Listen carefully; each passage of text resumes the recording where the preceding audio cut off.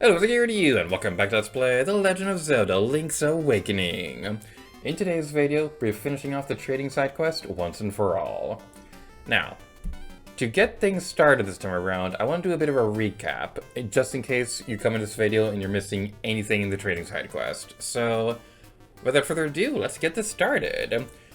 We got the Yoshi doll from the Crane game, which we gave to the parents for the ribbon, which we gave to the little weird baby Bow Wow thingy, which we got for the dog food, which we traded to the crocodile for the bananas, which we gave to the monkey for the stick, which we gave to Terran for the honeycomb, which we gave to the bear chef for the pineapple, which we gave to Papal in the mountains for the hibiscus, and that should be it for now. Without further ado, let's continue onwards. We heard earlier that this one goat person likes hibiscus flowers. Let's talk to her. Oh, you brought me hibiscus. How sweet. Well, since you're such a gentleman, I have a request to make of you. Will you listen? No.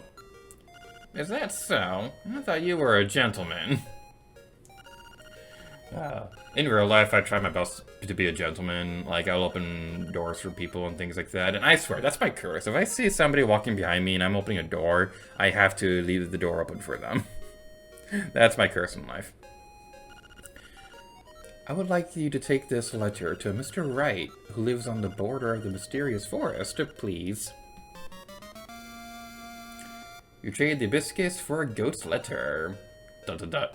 Great. Do you say anything else?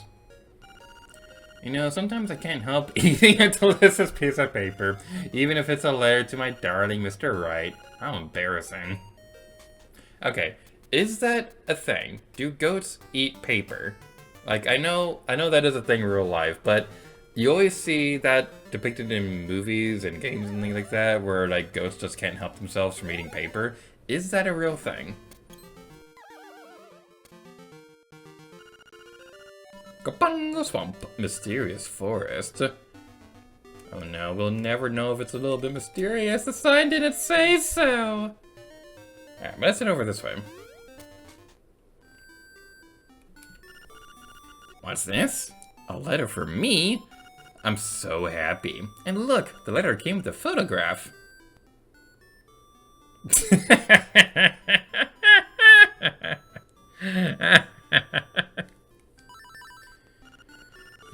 She's so beautiful. I must give you something for your trouble. Well, looks like all I have is this broom. How'll that be? No. Please, I really must insist you have this broom. No way. Please, I really must insist you have this broom. Fine, whatever, I'll take the stupid broom. You got a broom as a reward for Mr. Wright, but that photo was not of... Oh boy, letter writing is such a great hobby. Oh boy. Yahoo! Yahoo! A new broom for me! It is, isn't it? No. Then you sweep the island!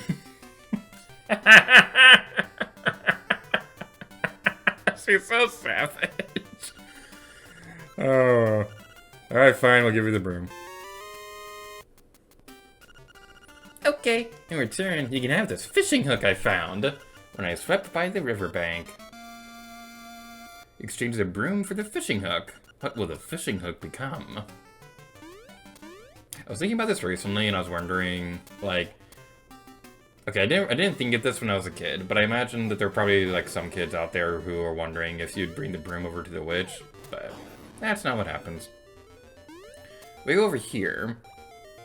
Go under the water, and we can go under the bridge. Oh, what is that you have in your hand? It's not a fishing hook, is it? You'd better let me have it. I'll give you my next catch if you let me have it. Keep your eyes open and watch a pro at work. My, that's a big one! The fishing hook became a necklace! Lucky. I can't wait to see what I'll catch next. Remember when I said earlier that I was so confused because the fishing guy mentions us fishing out by the ocean? Yeah, this is what he was hinting at. I thought for the longest time when I was a kid that he was talking about some kind of other fishing minigame by the ocean, but no, that's what he was talking about. Ah, that's it! That's my necklace! Give it! Give it back! I'll give you a scale as I said. Keep. You are heartless and cruel! Alright, fine, we'll give you the necklace. Promise, you'll only take one. You returned the necklace and got a scale of the mermaid's tail. How will you use this? And she's so cute jumping out of the water. She's so adorable. I love her so much and she's so cute. If you come back over here after you give her back the necklace. I don't remember exactly what triggers it, but eventually... Yep, there she is. An artist once asked me to pose for him, and he wanted to scale too. Can the legend of the magnifying lens be true? We can see that very statue, not over here. I thought, okay, I got a little turned around. There it is. That's a very nice looking statue for a Game Boy game. Now, I'm going to share a bit of a fun trivia fact, and this continues the tradition of the international versions of this game being a bit more risque than we might expect. So, in this version, we give the mermaid her necklace back. In Japan, we give her back her bikini top. I'm just gonna let that set in for a bit.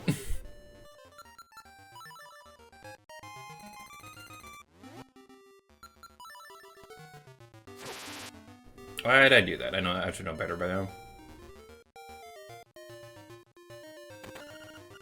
You put the missing scale in the mermaid statue. If you wander around here for a bit, Link just gets hit by just the most random crap, but you can't see what's going on. Maybe this will help. You've got the magnifying lens. This will reveal many things you couldn't see before. This is our big reward for completing the trading side quest. Now, technically speaking, what we use this for will help us in the end game, but the furthest you need to finish to complete this side quest is talking to the chef bear. After you give him the pineapple, then he'll tell you that the walruses are taking a nap and you need to go follow Marin and things like that. That's the furthest you technically need to complete, but the magnifying lens will definitely help you on the first playthrough. And we can see that these enemies, they were invisible to us before, we couldn't see them. It's the only enemies like this in the game, but it's still pretty interesting.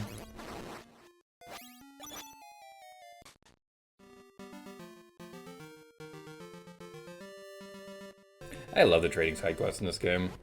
We don't really get anything like this again in any of the future Zelda games, but it's just such a fun part of the. I can't talk. It's just blah. Take two. It's just such a fun part of the game that I really enjoy playing through, and I know it can be really confusing on the first playthrough. Yeah, Secret Seashell. I know it's a very confusing thing to go through on your first playthrough, trying to figure out what exactly you need to get.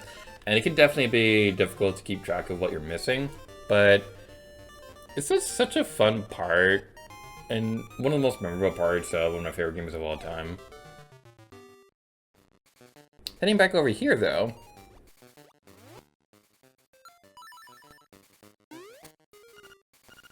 I have a feeling that I'll catch a big fish again.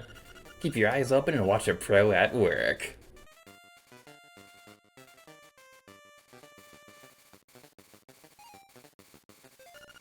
My, that's a big one!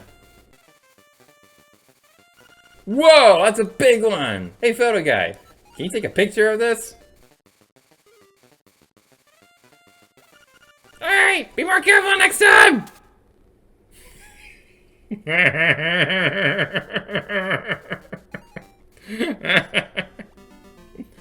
Oh, that's so good. A bit of a funny oversight is that if you go back onto this screen, The statue just kind of disappears for a bit as you go back and forth. Yeah, I love the mermaid. She's so adorable. I love mermaids in general. Mermaids are just so awesome. Because, like, they sing to lure sailors to their doom. If that's not the definition of feminine badassness, I don't know what is. You found a secret seashell. You've collected a lot of these. Something good is bound to happen. That was very close. We're gonna head back into Animal Village for a bit. Because we saw that one empty house earlier in our adventure. Hey, you can see me? You must have a magnifying glass. I'm not really a troublemaker, I just want to live in peace. Hey there, it's me, the photographer, that guy. You say Zora is in the house? I have to take a picture of that. I'll call it, I found Zora.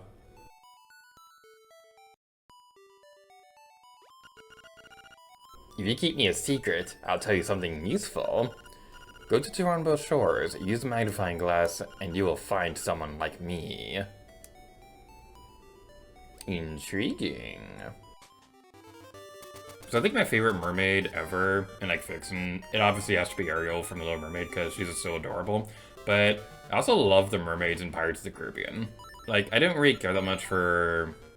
Like, the only Pirates of the Caribbean movie that I really like was Curse of the Black Pearl. But the mermaids in On Stranger Tides were just so cool. Like, they were awesome, and they were kind of hot. But mostly the awesome thing. And the hot thing. They were very hot.